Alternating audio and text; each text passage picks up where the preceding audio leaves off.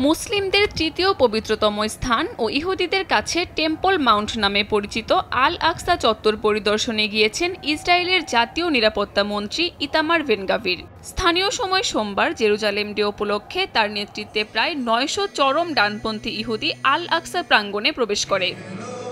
তার এ সফর ঘিরে উত্তেজনা দেখা দিয়েছে জেরুজালেমে। আল আকসায় ইহুদি উপস্থিতিকে উস্কানি হিসেবে দেখছে ফিলিস্তিনিরা। এর আগেও বেন-গাভিরের সফর আল আকসায় সহিংসতা ছড়িয়ে দিয়েছিল। এবারও সম্ভাব্য সংঘর্ষের আশঙ্কা করছেন বিশ্লেষকরা। তবে শুধু প্রাঙ্গণেই নয়, উত্তেজনা ছড়িয়েছে গোটা শহর জুড়ে। ডামাস্কাস গেট ও অন্যান্য প্রবেশপথে বসানো হয়েছে লোহার ব্যারিকেড। ফিলিস্তিনিদের প্রবেশ ঠেকাতে মোতায়েন করা হয়েছে অতিরিক্ত পুলিশ। ইসরায়েলি বসতি স্থাপনকারীরা ফ্ল্যাগ মার্চ নামের মিছিল করেছে বলে জানা গেছে।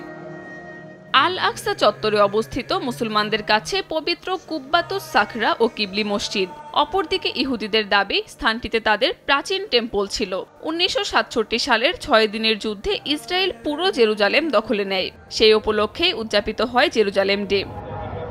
কাকুলি আখতার, সময় সংবাদ।